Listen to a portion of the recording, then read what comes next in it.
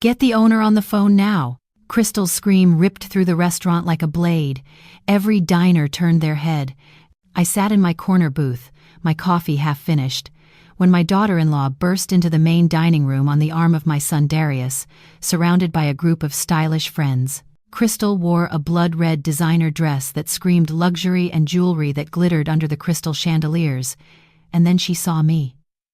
Her face twisted into a mask of absolute disgust. What in God's name is this old woman doing here? The words spilled from her mouth like venom, loud enough for half the restaurant to hear. I felt every gaze bore into me, my worn gray cardigan, my comfortable shoes, my hair pulled back in a simple bun. I was the smudge on their perfect night. Real quick, before I tell you what happened next, subscribe if you haven't already. I want to know where you're watching from, especially if you've ever been humiliated by your own children in public. If you've ever been treated like you're worthless by the family you sacrificed everything to build. If you've worked 16-hour days for 40 years building an empire your children knew nothing about while they treated you like a burden. This is how a 5-year-old mother who owns 7 upscale restaurants in Jackson, Mississippi taught her son and daughter-in-law that respect isn't optional and that the old woman in the worn cardigan might just own the ground they're standing on. It's about remembering who worked double shifts so your son could go to private school, who built a multi-million-dollar restaurant empire with her husband over 40 years, who stayed humble and quiet while her own child treated her like trash. Let me back up, give you the whole picture. Darius rushed over, his face flushed, not with indignation at how his wife treated me. He was embarrassed of me. "Mom," he hissed through clenched teeth. "What are you doing in a place like this? Look at how you're dressed. My God, this is humiliating." My own son, my only child. The words hit me in the chest, but I held my composure. My hands trembled slightly around the coffee cup, but I didn't say a word. Crystal was already snapping her fingers at the waitstaff, her voice rising in pitch. "I need the manager now. This woman does not belong here. This is a high-end establishment, not a shelter. Get her out of here immediately." Murmurs filled the space. Elegant couples at nearby tables watched us with a mix of morbid curiosity and clear disapproval. Some women looked at me with pity, others with disdain, as if my mere presence contaminated the refined air. Darius and Crystal's friends tried to stifle uncomfortable chuckles. One of them muttered something about people who don't know their place.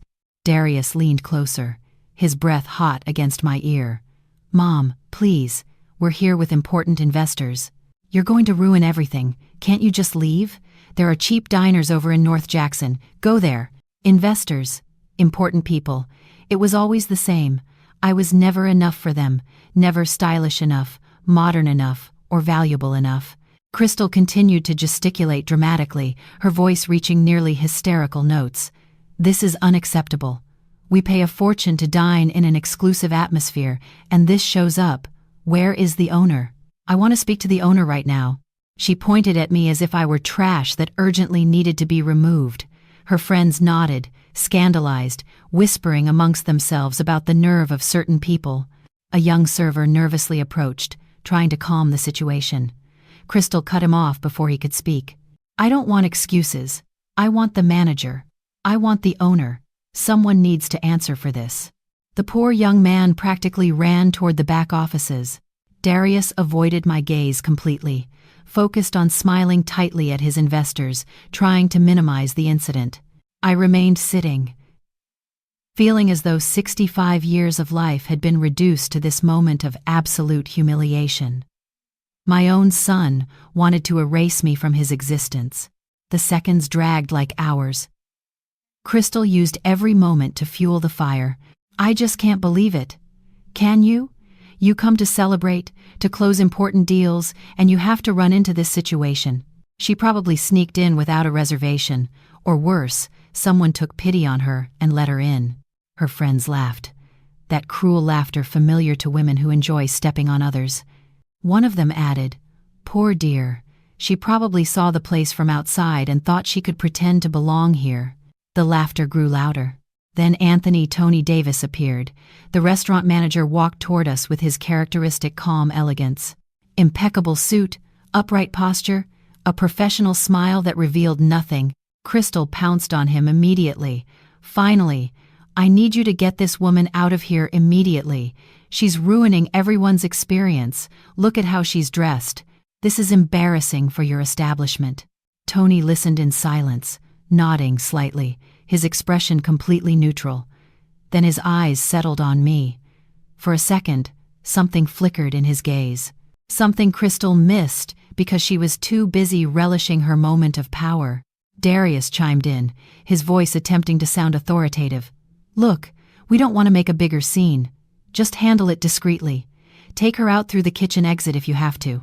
Through the kitchen, as if I were garbage that didn't even deserve to use the main door. Tony took a deep breath. Then, with a composure that contrasted brutally with Crystal's hysteria, he turned completely toward me. His next words dropped like bombs into the expectant silence of the restaurant. "Madam Proprietor, how would you like me to proceed with these patrons?" Proprietor. The word hung in the dense air. I watched Crystal's expression freeze. Darius's eyes widen in confusion, the murmurs abruptly cease. Tony waited for my answer with absolute respect, his hands clasped in front of him, his posture reverent.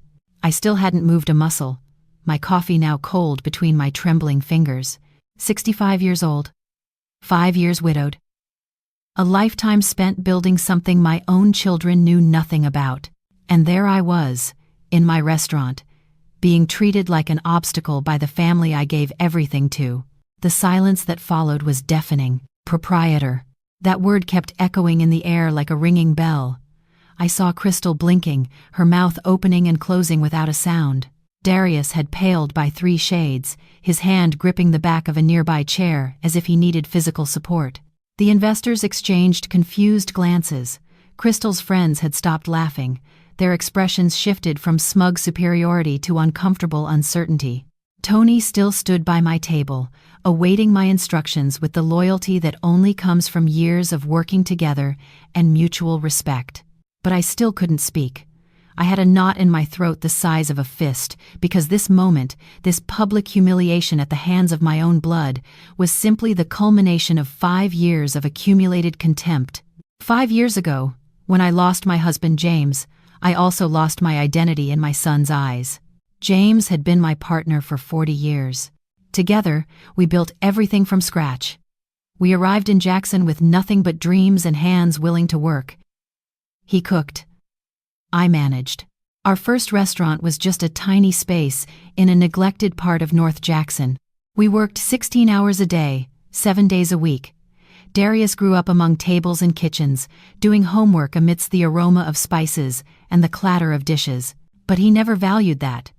To him, we were just restaurant people, service staff, nothing glamorous, nothing to brag about to his private university friends at Millsaps College.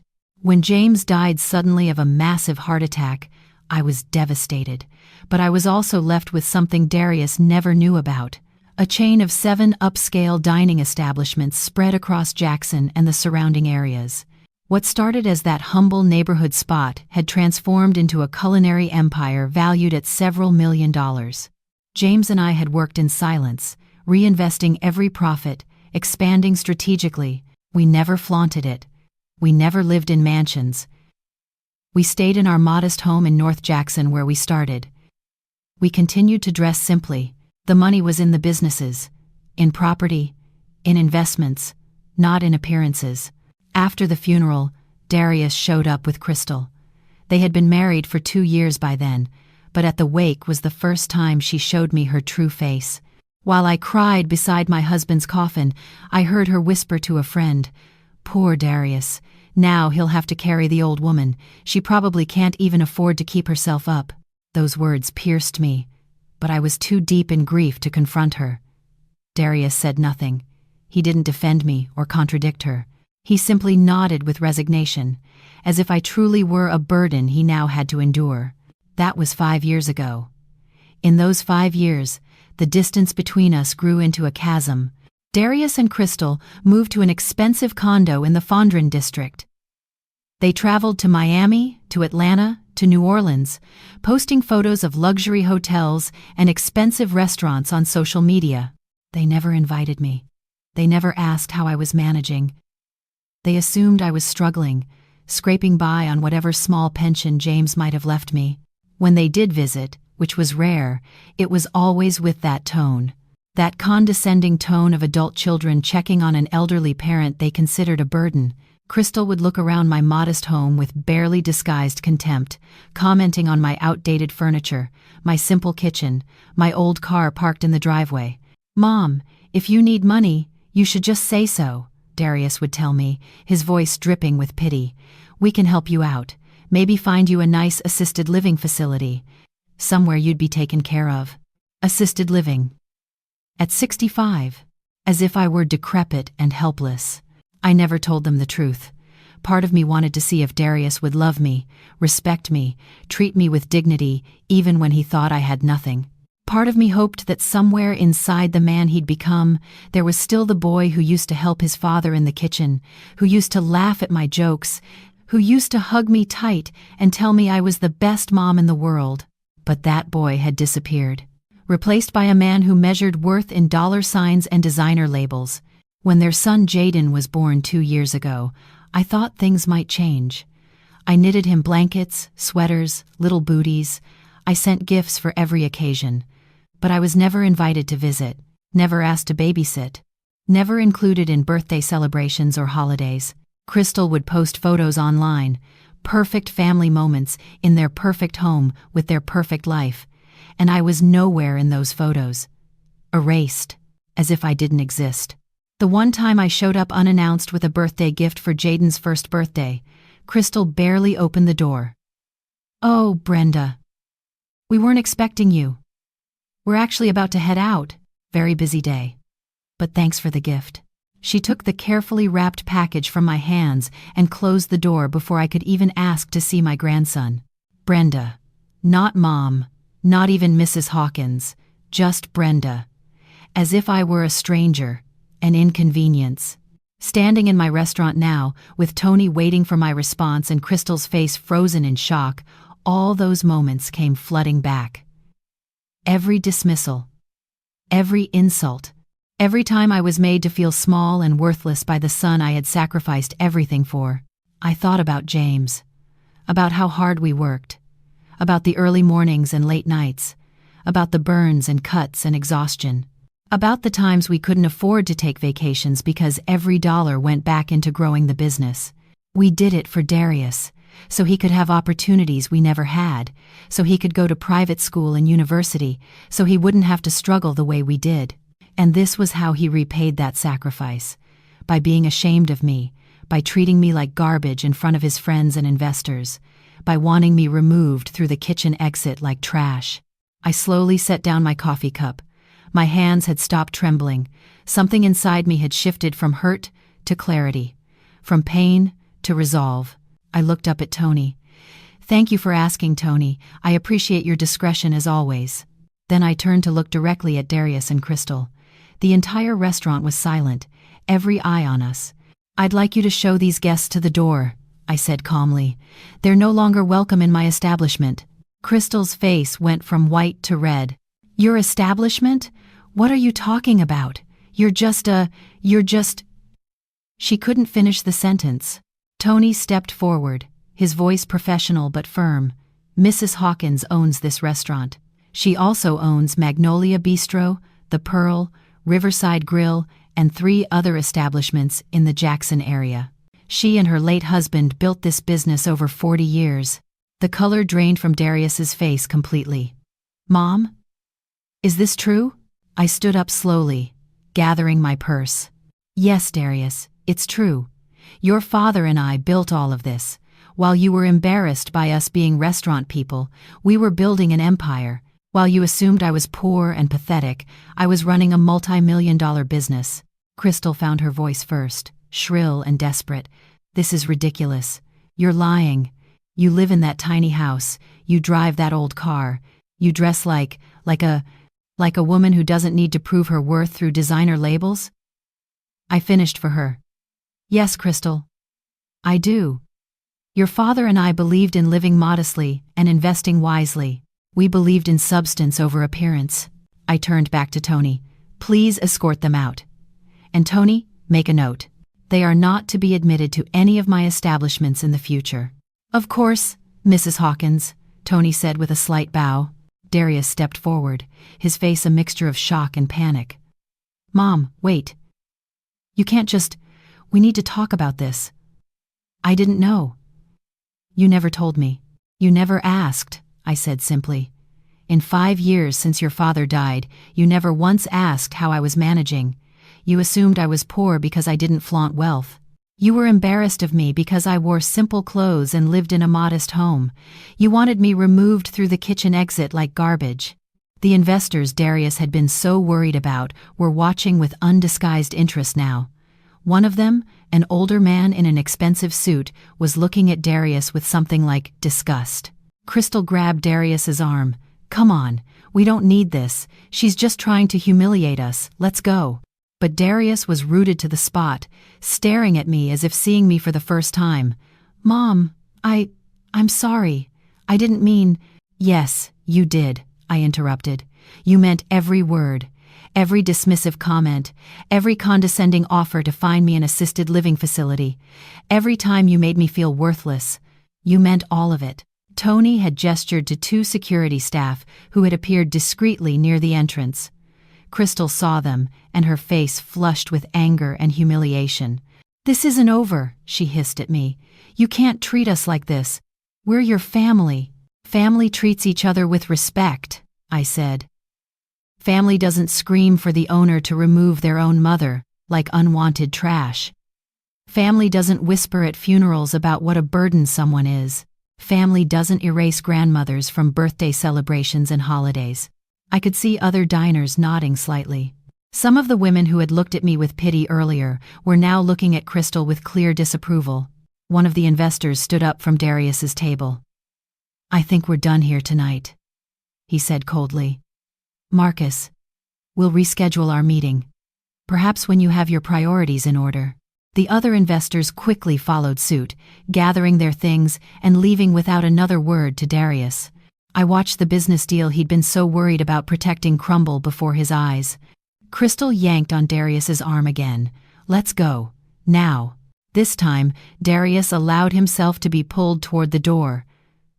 But he kept looking back at me, his expression unreadable. Shame? Regret? Anger? I couldn't tell anymore. I wasn't sure I cared. As they reached the entrance, I called out, "Darius." He stopped and turned. "Your father would be ashamed of the man you've become," I said quietly. But in the silent restaurant, everyone heard. I saw him flinch as if I'd struck him. Then Crystal pulled him through the door and they were gone. The restaurant remained silent for several long seconds. Then Tony approached me again. "Mrs. Hawkins, are you all right? Would you like to go to your office?" I shook my head. "No, Tony. I'd like to finish my coffee, and then I'd like to have dinner. The special, please. Your father's recipe." Tony smiled, genuine warmth in his eyes. "Of course, it would be my honor." As he walked away, the restaurant slowly returned to its normal hum of conversation, but I noticed several people looking at me with new respect. An older couple at a nearby table nodded to me with approval. A woman about my age raised her wine glass in a silent toast. I sat back down in my booth, my hands steady now. The coffee was cold, but I sipped it anyway, savoring the bitter taste. 40 years. James and I had spent 40 years building this. We started with a tiny restaurant in North Jackson, serving soul food and comfort meals to our neighbors. James had learned to cook from his grandmother in Louisiana, and he poured love into every dish. I managed everything else: the books, the suppliers, the staff, the marketing. I worked the front of house while he worked the kitchen. We saved every penny we could. When Darius was born, we brought his bassinet to the restaurant. He slept in the back office while we worked. As he grew, he did his homework at table 6. He helped bus tables when he was big enough. He learned to dice vegetables and stir sauces under James's patient instruction. We thought he was learning about hard work, about building something meaningful, about the dignity of honest labor. But somewhere along the way, he started being ashamed instead of proud. He started seeing our work as beneath him. By the time he was in high school, he stopped telling friends his parents owned restaurants. He'd say James was in food service and I was in business management, vague, distant, as if he could separate himself from the truth of who we were. When he went to Millsaps College, he rarely came home. When he did, he'd wrinkle his nose at the smell of cooking that permeated our house and clothes. He'd make comments about how his roommates' parents were doctors and lawyers and business executives. Real professionals, he'd say. As if we weren't. James noticed it too. He was hurt by it, though he tried to hide it from me. I'd find him sometimes, late at night, sitting alone in the kitchen of our original restaurant, just staring at the walls. I thought we were teaching him values, he told me once, but maybe we just taught him to want something different, something better. We are something better, I'd insisted. We're honest, we're hardworking, we built this with our own hands. But he doesn't see it that way, James said sadly. And I don't know how to make him see. We kept building anyway. We opened the second restaurant when Darius was in college, then a third, then a fourth, each one more upscale than the last, as we learned and grew and refined our craft. By the time James died, we had 7 establishments. From soul food comfort to fine dining, from the North Jackson neighborhood spot to the upscale place where I now sat. Our empire. But we still lived in our modest home. We still drove reliable but ordinary cars. We still dressed simply, because that's who we were.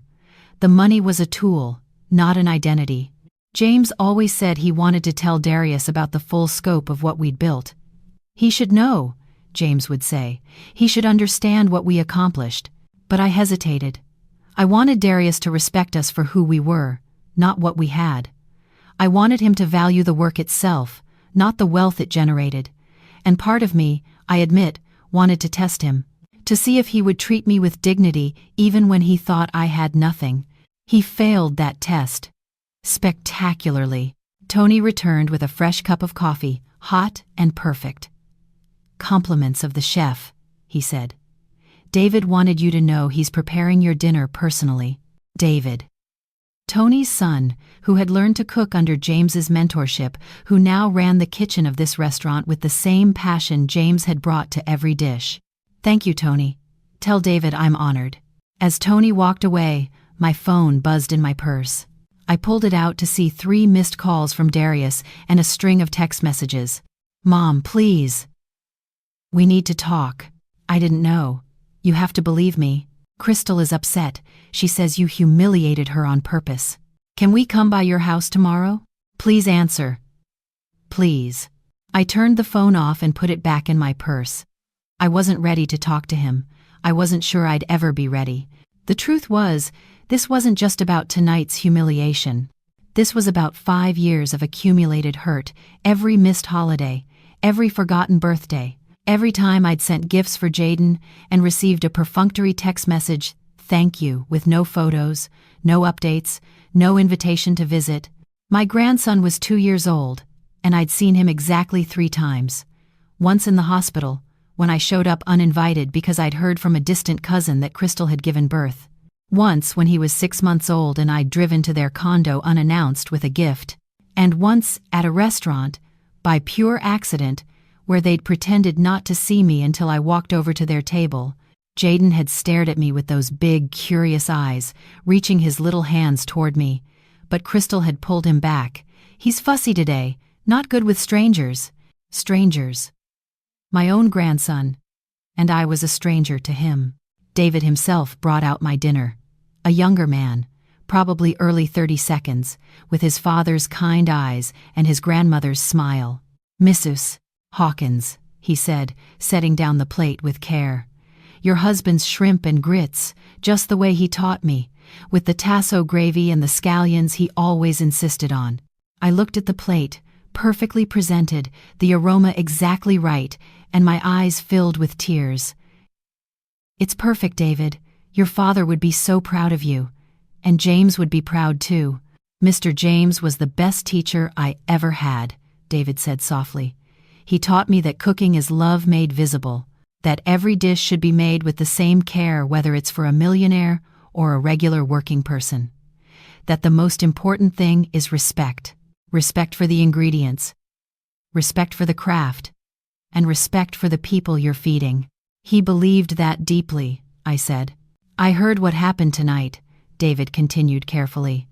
With your son, I just want you to know, this whole staff, we all have your back. You and Mr. James gave my father a chance when no one else would. You gave me a chance. You've given chances to dozens of people over the years. You built something beautiful here, and we're honored to be part of it. Thank you, David. That means more than you know. After he left, I ate slowly, savoring every bite. James had perfected this recipe over years, tweaking the spices, adjusting the timing, making sure every element was balanced. The grits were creamy, the shrimp perfectly cooked, the gravy rich and complex. It tasted like home, like love, like everything we'd built together. I was halfway through the meal when I noticed a woman approaching my table. She was probably in her 50s, well-dressed but not ostentatious, with kind eyes and a hesitant smile. "Excuse me," she said. "I'm so sorry to interrupt.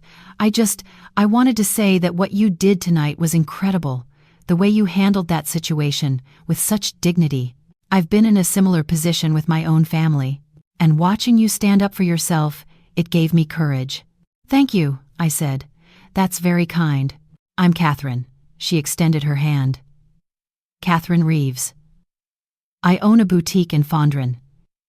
And I just want you to know, you have a customer for life in any of your restaurants.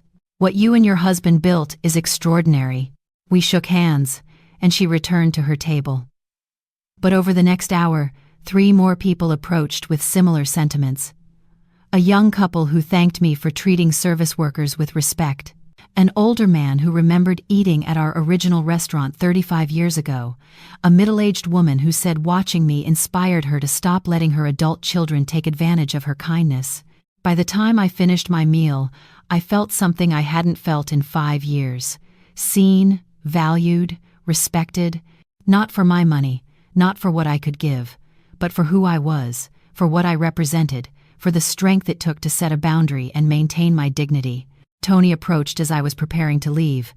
"Mrs. Hawkins, there's someone who'd like to speak with you, one of the investors from your son's table." He waited outside. I hesitated. "All right, send him in."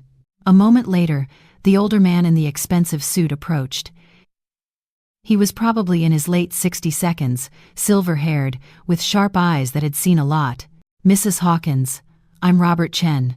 I apologize for interrupting your evening, but I felt I needed to speak with you before I left." "Mr. Chen," I nodded. "I was supposed to be discussing a business investment with your son tonight, but after what I witnessed, I've decided to withdraw my offer." "That's between you and Darius," I said carefully. "Yes, but I want you to know why. I built my own company from nothing. I worked factories, drove trucks, saved every penny. When I finally made it, I never forgot where I came from. But my own son, he's embarrassed by my stories about the early days. He wants me to pretend I've always been wealthy." He paused, his jaw tight. "Tonight, watching your son treat you that way, I saw my own future. If I don't make changes now, in 10 years, that will be me. Humiliated by my own child." "I'm sorry," I said softly. "Don't be. You did me a favor. You showed me what happens when we raise children who value the wrong things, and you showed me what dignity looks like, how a person holds their ground with grace." He pulled out a business card and handed it to me. "If you ever consider expanding your business or need an investor, I'd be honored to be involved. Real recognizes real, Mrs. Hawkins, and you're the real deal." After Robert Chen left, I sat alone in my restaurant for a while longer. The dinner crowd had thinned, just a few couples lingering over dessert and coffee. Soft jazz played through the speakers, the same playlist James and I had curated together years ago. I thought about what Mr. Chen had said, about raising children who value the wrong things. Had I done that? Had James and I somehow failed in teaching Darius what truly mattered? Or had we loved him too much, given him too much, protected him too well from the struggles that had shaped us? My phone buzzed again, another text from Darius. I turned it back off without reading it. Tony appeared at my table. Mrs. Hawkins, your car is ready whenever you'd like, and I've prepared the weekly reports for you to review. Thank you, Tony. I'll take them home. How did we do this week? Up 12% from last week. The Pearl had a particularly strong weekend. The new menu items are very popular. Excellent. Tell Chef Williams I'm pleased. I will. And Mrs. Hawkins, if you don't mind me saying, you did the right thing tonight. Setting boundaries. Standing up for yourself. Mr. James would have been proud. My eyes stung with sudden tears. I hope so, Tony. I drove home slowly through the streets of Jackson, past the Capitol building lit up against the night sky, past the neighborhoods where James and I used to walk when we were young, and everything was ahead of us. When I pulled into my driveway, I sat in the car for a moment, looking at my house. It was small, just 1,200 square feet, 3 bedrooms, 1 bathroom, a kitchen that desperately needed updating. The paint was faded, the roof needed replacing soon, the porch steps were starting to sag. But it was ours. James and I had bought it 38 years ago, when Darius was still a baby. We'd made love in every room. We'd raised our son here. We'd celebrated every success and weathered every disappointment within these walls. After James died, people asked why I didn't move, why I didn't buy something bigger, newer, in a better neighborhood. Crystal had made pointed comments about finally getting a place worthy of your success. But I didn't want bigger or newer. I wanted home. I wanted the kitchen where James had tested recipes late at night. I wanted the bedroom where we'd held each other through 40 years of marriage. I wanted the living room where Darius had taken his first steps. This house was full of memories that money couldn't buy and mansions couldn't replace. Inside, I made myself a cup of tea and sat in James's chair. It still smelled like him, somehow. Cedar and Old Spice and something indefinably him. I'd never let anyone sit in this chair. It was his. I stood up for us today, I told the empty room. For what we built, for who we were. I think I did okay. The house was silent, but I felt less alone than I had in 5 years. My phone, which I'd finally turned back on, rang. Not a text this time, an actual call from Darius. I stared at the screen, watching it ring once, twice, 3 times. On the 4th ring, I answered. Mom. His voice was rough, like he'd been crying. Please don't hang up. I didn't say anything, just waited. I'm sorry. I know that's not enough. I know sorry doesn't fix anything, but I'm sorry. For what specifically, I asked. For tonight? For the last 5 years? For being ashamed of the parents who gave you everything? For all of it? For everything. Mom, I didn't know about the restaurants, about how successful you and Dad were. You never told me. You never asked. And more importantly, you never treated us with respect even when you thought we had nothing. That's what hurts, Darius. Not that you didn't know about the money, but that you couldn't show basic human dignity to your own mother unless she was wealthy. Silence on the other end. Then, quietly, you're right. I know I'm right. Your father and I worked ourselves to exhaustion to give you opportunities. We paid for private school, for Millsaps, for your apartment in college, for your wedding, and the moment your father died, you treated me like a burden, like garbage, like someone to be hidden away and forgotten. His voice cracked.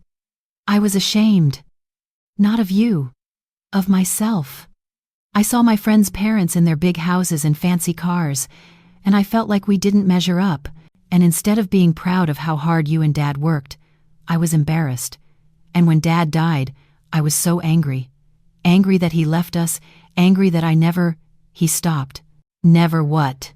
Never told him I was proud of him, never apologized for being an ungrateful son, never said thank you for everything he gave me, and it was easier to push you away than to face that guilt every time I looked at you. I closed my eyes. Darius, your father knew you loved him, but did he know I respected him? Did he die knowing that I finally understood what he'd built, what both of you sacrificed? I don't know, I said honestly. I hope so. More silence. Then Darius said, Crystal wants to know if we can see you, to apologize properly, face to face. No, Mom, please. She's horrified by how she acted. She wants to make it right. Darius. Crystal screamed in a public restaurant that I should be removed like trash. She humiliated me in front of strangers. She's done nothing but treat me with contempt for 7 years. One night of being embarrassed doesn't undo any of that. I know. But she wants to try. We both want to try. Why? Because you found out I have money? Because suddenly I'm worth your time and respect? No. Because we were wrong. Because we treated you terribly. Because... He took a shaky breath. Because I'm terrified of losing you completely. Because when Tony said you were the owner, and I saw the way everyone in that restaurant respected you, I realized I've been the only one who couldn't see what was right in front of me. My mother is extraordinary, and I've spent years trying to make her feel small. Yes, you have. I want to do better. I want to be better. The man Dad raised me to be, not the man I became. I sat with that for a long moment. Part of me wanted to believe him. Part of me wanted to let him try. But another part, the part that had been hurt too many times, was cautious. I need time, Darius. I need space to think about whether I want you back in my life. I understand. Just, please don't shut me out forever. Please give me a chance to prove I can change. We'll see, I said. We'll see. I hung up before he could say anything else. The next morning, I woke early out of habit.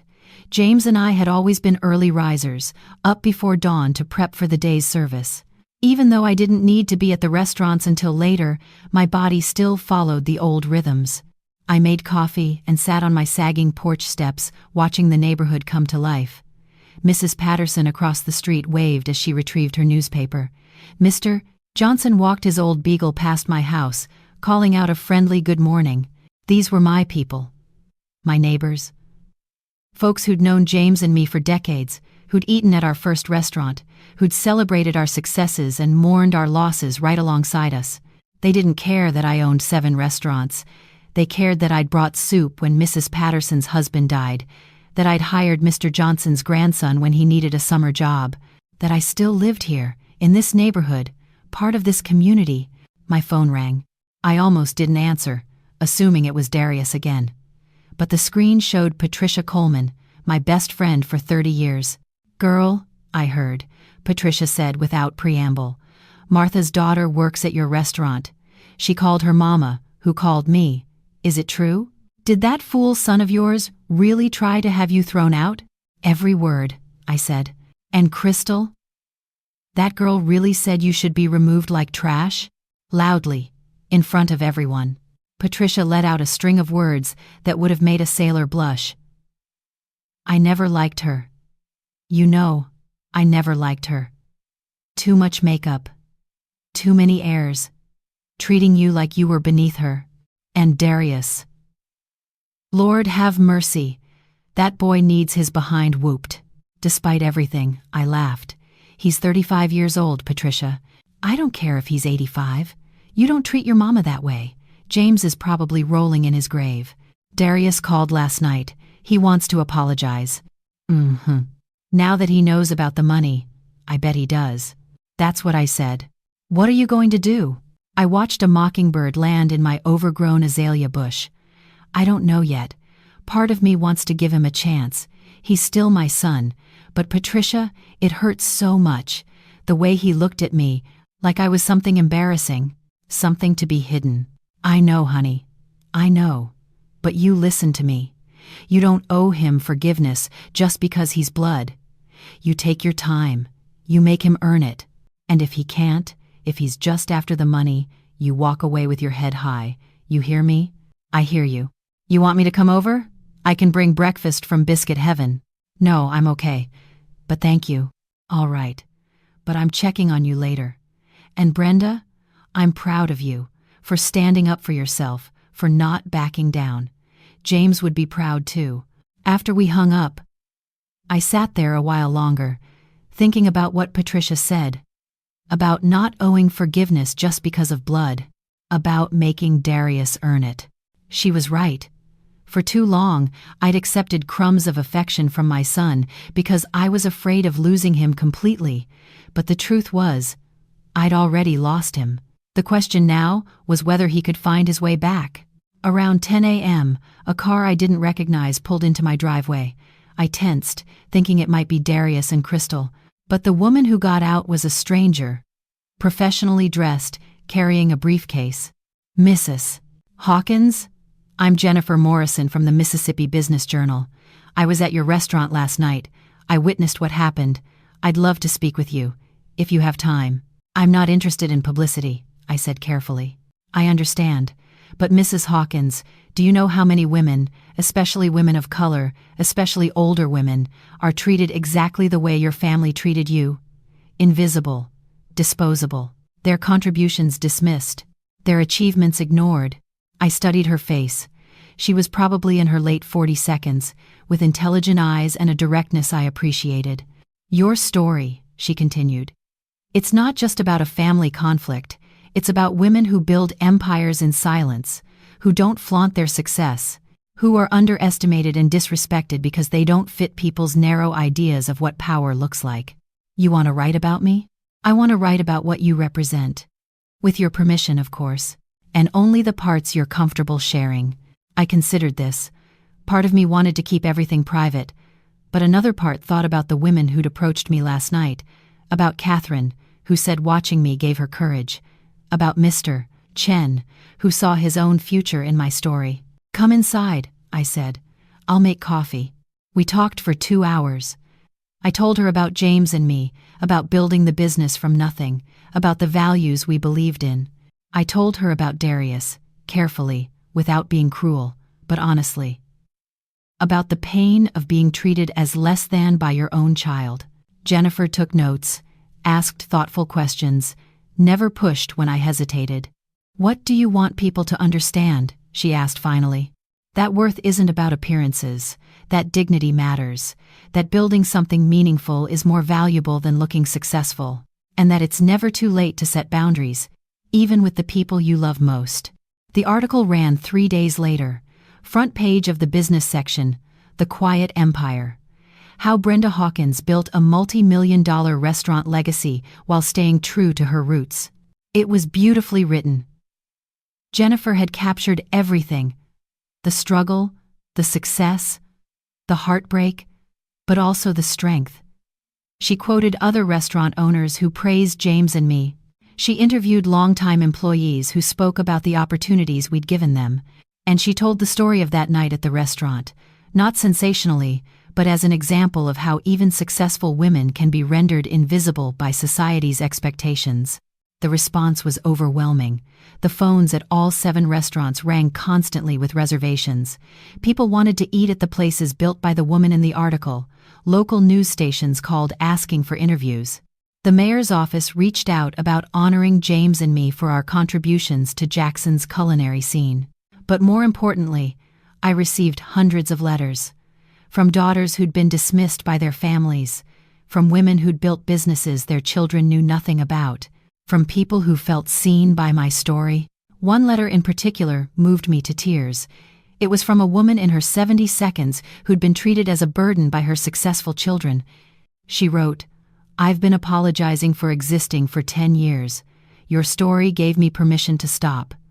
Thank you for showing me that setting boundaries isn't selfish, it's survival." Darius called the day the article came out. "Mom, everyone is talking about it. About you, about Dad, about what you built." Yes, I had no idea. I mean, I knew you had the restaurants, but I didn't understand the scope, the impact, how many people you've helped, how respected you are. Darius, you could have known. All you had to do was look. All you had to do was ask. All you had to do was see me as a person instead of an embarrassment. I know. God, Mom, I know. I've been reading the letters people are posting on the newspaper's website. All these people saying they want to be like you, saying you inspire them. And I'm sitting here realizing I had that person in my life, my whole life, and I treated her like she was nothing. His voice broke completely. I'm so sorry. I'm so sorry. I closed my eyes, feeling the familiar pain in my chest. I need you to understand something, Darius. Sorry doesn't fix this. Sorry doesn't erase 5 years of hurt. Sorry doesn't give me back the time I lost with my grandson. I know. What can I do? How can I fix this? I don't know if you can. I need to see real change, sustained change, not just words because you're embarrassed by a newspaper article. 2 weeks after the article was published, a letter arrived at my house. Not a text, not an email, but a handwritten letter on good paper. It was from Darius. I held it in my hands for a long time before opening it, afraid of what it might say. Afraid it would be more empty apologies, or worse, angry justifications for how he'd treated me. But when I finally opened it and began to read, I found something different. He wrote about therapy he'd started, individual sessions to understand why he'd become the person he was. He wrote about honest conversations with Crystal about their values and priorities, about how they'd realized they'd been living a lie, spending money they didn't have to impress people they didn't like. He wrote about selling the expensive condo in Fondren and moving to a modest townhouse, about Crystal getting a real job instead of living off credit cards and his small trust fund, about looking for honest work instead of chasing investment schemes that never materialized. But most importantly, he wrote about Jaden, about wanting his son to grow up knowing the value of honest work and respect for all people, regardless of their outward appearance, about wanting Jaden to know his grandmother, really know her, to learn from her strength and wisdom. I can't undo the past, he wrote. I can't give you back the years I stole, but I can try to be better going forward. Not for the inheritance, not because of the article, but because I finally understand what Dad was trying to teach me all along, that who you are matters more than what you have. That respect is earned through character, not purchased with money. That the most important thing is treating people with dignity, especially the people who love you most. He didn't ask for money. He didn't ask me to reverse my decisions about the inheritance. He only asked, at the end of the letter, for the possibility of rebuilding a real relationship, starting small, with clear boundaries, earning back trust, brick by brick. I cried reading that letter, not from sadness, but from something more complicated. Hope mixed with caution, love mixed with self-protection. I replied with my own handwritten letter. I told him I appreciated his words, but that long-term actions would speak louder than any immediate promise. I told him I was willing to try slowly, with clear boundaries, that we could start with occasional meetings, conversations without an agenda, rebuilding trust, one interaction at a time. And that, more than anything, I wanted to know my grandson, really know him, be present in his life if they genuinely allowed it. A month later, we had our first meeting in a neutral place. Not at my restaurant or in their part of town, a public park in the middle of Jackson. Just the three of us, Darius, Crystal, and me. It was awkward at first, forced conversation, long silences, but there was something different in their eyes, less arrogance, more humility, more awareness of the damage they'd caused. Crystal apologized formally. No excuses. No justifications, just acknowledging the harm caused. Mrs. Hawkins, I was cruel, I was materialistic, I valued all the wrong things, and I hurt you deeply. I'm sorry. I didn't forgive her immediately. True forgiveness takes time. But I acknowledged her effort. Darius spoke about his new job, one with a modest but honest salary at a local insurance company, about how he felt lighter without the pressure of maintaining impossible appearances, about the conversations he was having with Jaden about kindness and respect, even at the child's young age. I tell him about Grandpa James, Darius said, about how he built something real with his own hands, about how Grandma Brenda is one of the strongest people I know. I want him to be proud of where he comes from. 3 months after the restaurant incident, I finally met Jaden properly. Darius and Crystal invited me to that same public park. My grandson was bigger now, 2.5, running among the swings with boundless energy. When he saw me, he hesitated. I was still mostly a stranger to him, but Darius knelt down to his level, pointing to me. Jaden, this is your Grandma Brenda, the person who made you that blue sweater you like so much. I had continued knitting for him, sending gifts through Darius, not expecting recognition or thanks, just wanting my grandson to know, somehow, that I was there. The boy looked at me with those huge, curious eyes, so much like James's eyes. Then he ran toward me with the absolute trust that only children have. He hugged my legs. I felt my heart simultaneously explode and rebuild itself. We spent the afternoon playing. Jaden showed me how to climb the slide, how to swing high, how to look for bugs under rocks. Darius and Crystal watched from a nearby bench, giving us space but remaining present. When the sun began to set and Jaden grew tired, he climbed into my lap, his head heavy against my shoulder. "Grandma, you smell nice," he murmured sleepily, "like cookies." Those simple words meant more than any elaborate apology. They meant future. They meant possibility. They meant that maybe, just maybe, something good could grow from all this pain. The rebuilding was slow. There were setbacks, moments where old patterns tried to resurface. But something was fundamentally different now.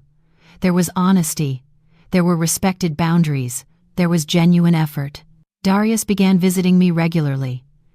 Not when he needed something, but simply to be there. To ask about my day. To hear stories about his father he'd never wanted to hear before. To learn about the business James and I had built. Crystal, surprisingly, became a humble student. She asked about my work in the restaurants, about the business decisions James and I had made, about how we'd built something lasting. Not to copy me, but to genuinely learn about values she'd never been taught. "I grew up thinking money was everything," she admitted to me one afternoon as we sat on my porch. "My parents were always chasing the next big thing, the next status symbol. They taught me that appearance was all that mattered. I'm trying to unlearn that. It's harder than I thought." "Change is always hard," I said. "But you're trying. That counts for something." 6 months after that night at the restaurant, on my 66th birthday, Darius organized a small dinner. Not in an elegant venue, but in my house. He cooked the meal himself, using recipes I'd taught him when he was a boy but he'd forgotten over the years. Shrimp and grits, collard greens, cornbread, all the foods he'd once turned his nose up at, dismissing them as too country when he was trying to impress his college friends. Crystal brought flowers from the farmer's market, not expensive floral arrangements from a high-end shop, simple sunflowers in a mason jar. Jaden gave me a drawing made with crayons, crooked lines that were supposed to be him and me holding hands. I hung it on my refrigerator where it remains to this day, more valuable than any expensive gift. That night, after Jaden fell asleep on my old sofa, the same sofa where Darius had taken his first nap as a baby, Darius took my hand. "Thank you for not giving up on us," he said quietly. "For giving us this chance to be better." I squeezed his hand back. "Thank you for taking it. For choosing real change instead of just saying words." We still had a long way to go. Trust, once broken so completely, takes years to rebuild. But we were trying. That was something. 1 year after the restaurant incident, my attorney Harold Chen called. Not Robert Chen, the investor, but my longtime lawyer who'd handled James's estate. "Brenda, I think it's time we revisited your will. Given the changes in your family situation, I'd rewritten my will the week after the restaurant, removing Darius and Crystal entirely, leaving everything to charitable foundations and a trust for Jaden that they couldn't touch until he was 30. "What are you thinking?" Harold asked. "I'm thinking," I said slowly, "that people can change, that my son is trying. But I'm also thinking that actions speak louder than words, and I need to see sustained change over time. So maybe a middle ground? A portion to Darius, with conditions? The bulk still to charity and Jaden's trust, but acknowledging his efforts?" "Let me think about it," I said. I didn't tell Darius about the will. The inheritance wasn't the point. If he was changing just to get back into the will, then he hadn't really changed at all. Darius started accompanying me to administrative meetings at the restaurants, not as an heir learning the business, but as someone genuinely trying to understand his father's legacy. He asked thoughtful questions. He took notes. He treated the staff with respect. Tony pulled me aside one day. "He's different, Mrs. Hawkins. Your son. He actually listens now. He shook hands with every kitchen worker yesterday, asked about their families. His father would recognize him now." Crystal started volunteering at a local food bank, using her social media skills for a genuine cause instead of self-promotion. She posted about food insecurity, about community needs, about the real work of helping people instead of just looking good. And Jaden, my sweet Jaden, started coming to my house twice a week. We baked cookies together using James's recipes. I told him stories about his grandfather, about the man who'd built an empire with love and hard work. "Grandpa James was magic," Jaden said one afternoon, his small hands covered in flour as we made sugar cookies. "Why do you say that?" I asked. "Because he made food that made people happy. Daddy says that's the best kind of magic." I had to turn away so Jaden wouldn't see my tears. 2 years after that night at the restaurant, my life was different but also similar. I still lived in my modest house. Though I'd finally fixed the porch steps and replaced the roof, I still drove my old car. I still dressed simply. But now Darius understood that those choices didn't come from poverty but from values. That James and I had chosen substance over appearance deliberately, not out of necessity.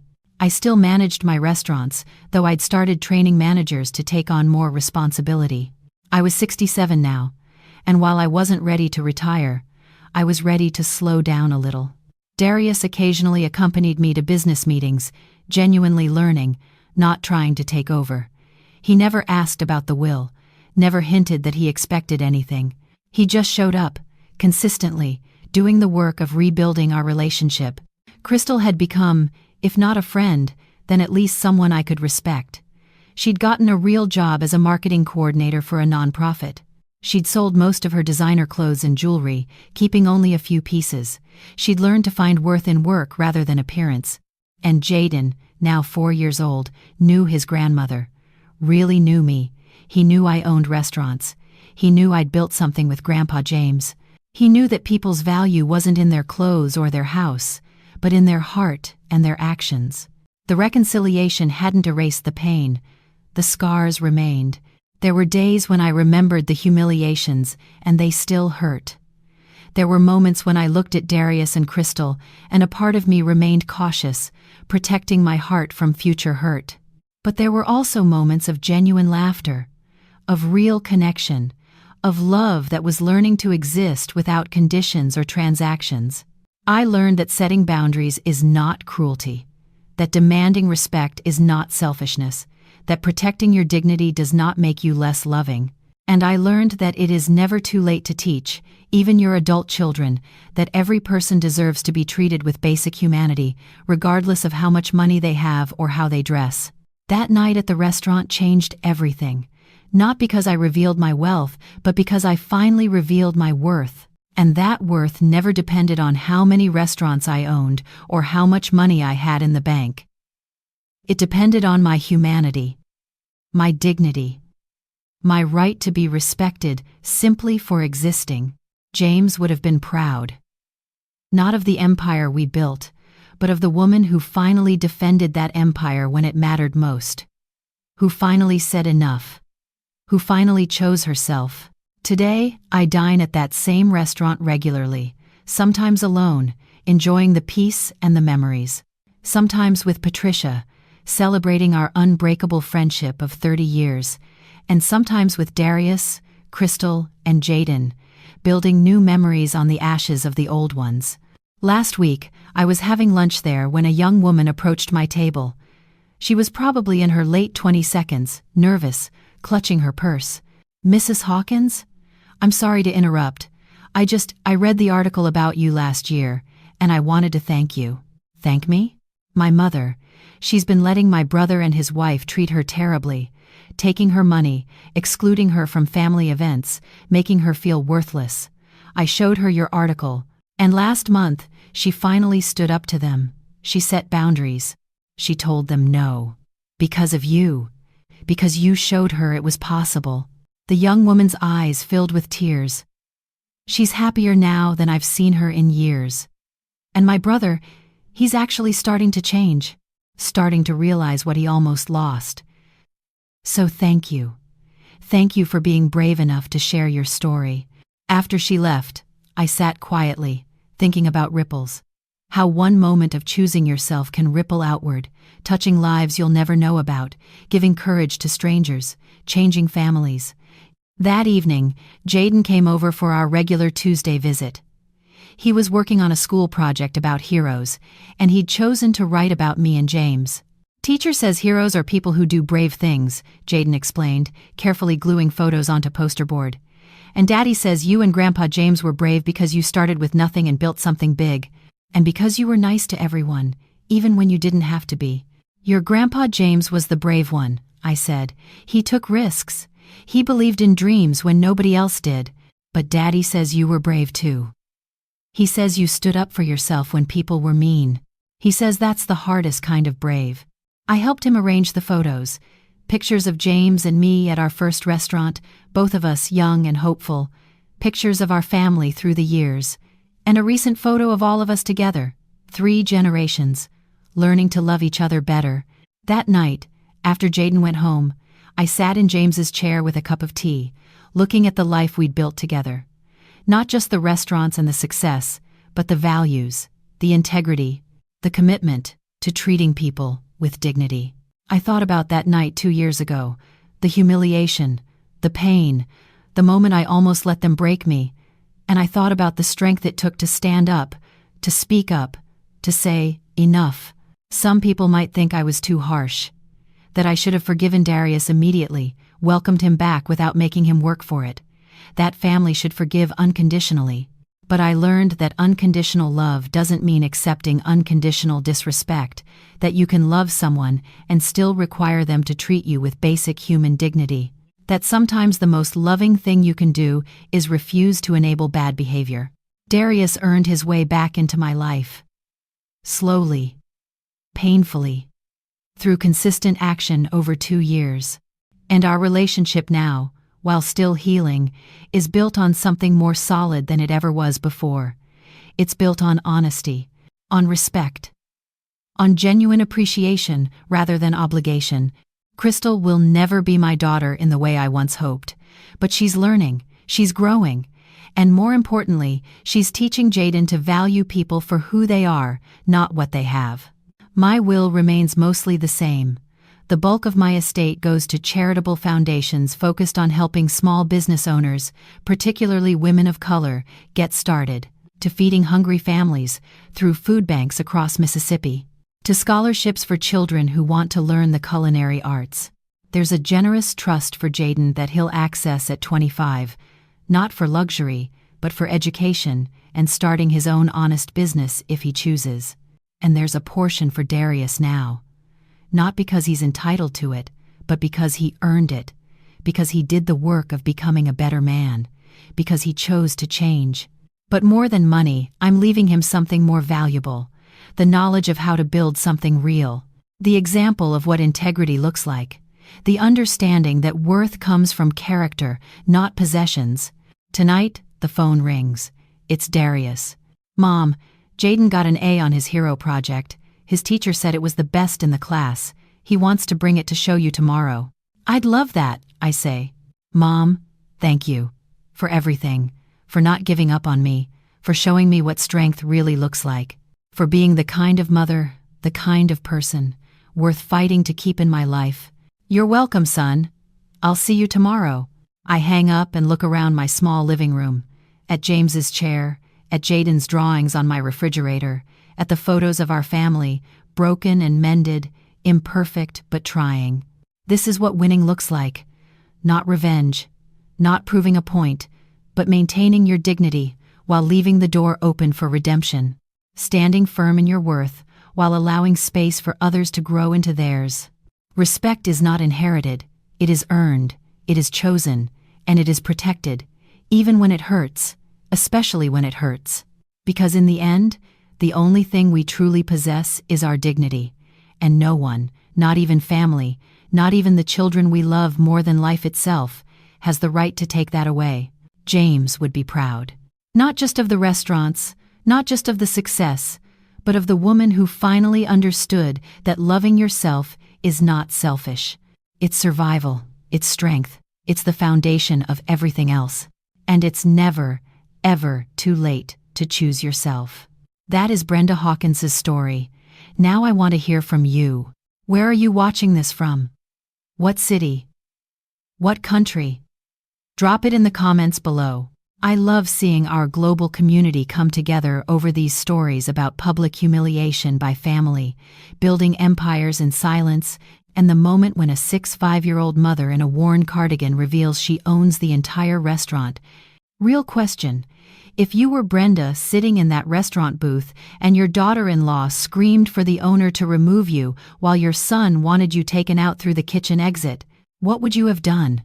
Would you have left quietly to avoid a scene? Would you have revealed your ownership immediately? Or would you have handled it exactly like Brenda did? Tell me in the comments. Hit that like button if this story made you feel something. Share it if you know someone who's been treated like they're worthless by the family they sacrificed everything for.